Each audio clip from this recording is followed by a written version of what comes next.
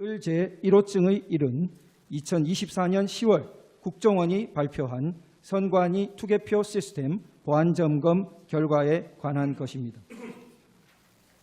2023년입니다. 죄송합니다. 보안점검 결과 해킹을 통해 유권자 등록과 투표 여부를 관리하는 통합 선거인 명부 시스템의 내용을 변경할 수 있었고, 투표관리관 도장의 이미지를 절취하여 실제 사전투표 용지와 동일한 투표지를 얼마든지 만들어낼 수 있었습니다. 을 제4호증은 법원이 연수을 선거무효소송 변호사들에게 준 통합선거인 명부 사본입니다. 이 사본에는 선거인의 성명과 주소가 삭제되어 명부상의 투표자가 실제로 투표했는지 여부를 전혀 확인, 검증할 수 없도록 되어 있습니다. 하지만 대법원은 판결문에서 원고가 선거인 명부를 열람했으니 실제 투표 여부를 확인할 수 있었을 텐데 아무런 주장과 증명도 없다고 했습니다. 도장 파일을 절취하여 위조 투표지를 쉽게 만들 수 있다는 점 앞서 말씀드렸습니다. 을 제3호증의 4 및 19는 제21대 총선 재검표 현장 등에서 촬영된 투표지들의 사진입니다.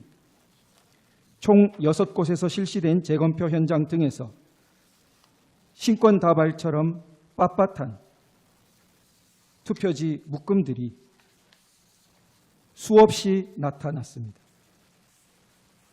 정상적으로 기표한 후 접어서 투표함에 넣어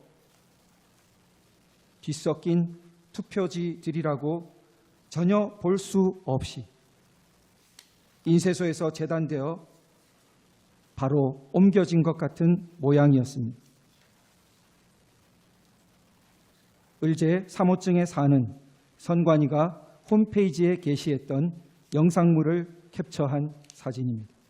선관위는 개표장이나 재검표장에 신권다발처럼 빳빳한 투표지가 나온 이유로 원상태로 회복하는 기능을 가진 특수 재질 종이를 사용했기 때문이라는 영상을 올렸다가 내렸는데, 투표용지를 감정한 전문가는 그런 종이는 세상에 없습니다라고 증언한 바 있습니다.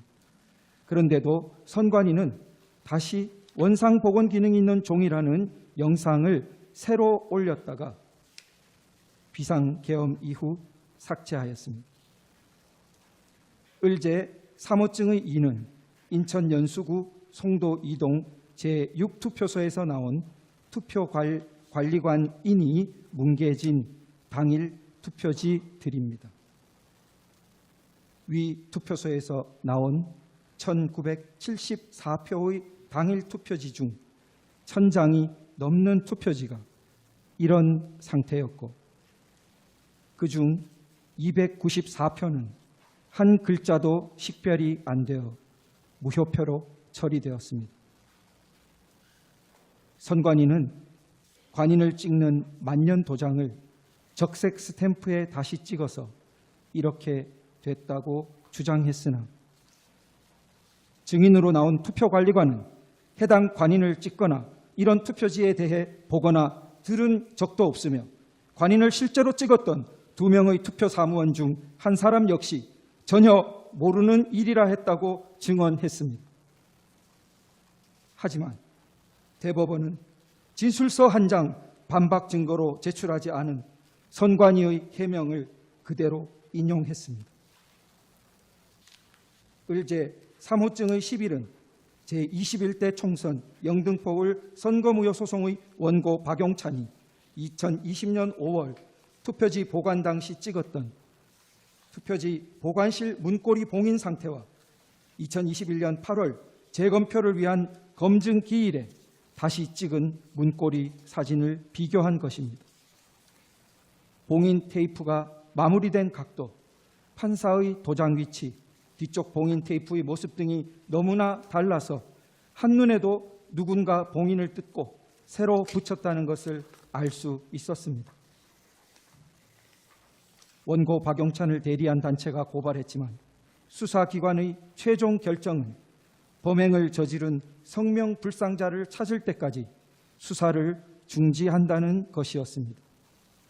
이상 서증요지 진술의 핵심은 국내외 주권 침탈 세력에 의한 거대한 선거 부정 의혹이 있었으나 선관위와 법원, 수사기관을 통해 제도적으로 해결되지 못하여 국가 비상 상황이 초래되었다는 것입니다. 이상으로 서증요지 진술을 마치겠습니다. 예, 이상의 증거 조사 결과에 대해서 쌍방의 의견이 있습니까? 우선 청구인 의견이 있습니까? 특별히 없습니다. 피청구인 의견이 있습니까? 예, 여러 가지 드릴 말씀이 있는데 잠시 휴정 후에 저희들 상세하게 말씀드릴 기회를 주시면 감사하겠습니다. 그리고 저희가 의제 83호증 동영상 부분이 있는데 재생할 수 있도록 허락해 주시면. 그거는 지금 증거가 채택이 안 되지 않았습니까? 그런데 지금 이제 동영상이 저쪽에서 그 재생이 됐기 때문에 공평하게 의미에서 아니 예. 그거는 공평한 거하고 다르죠. 증거 채택되어야 증거 조사를 할 수 있는 거는 법률에 속하는 거라서 그건 공평의 영역에 속하지 않습니다.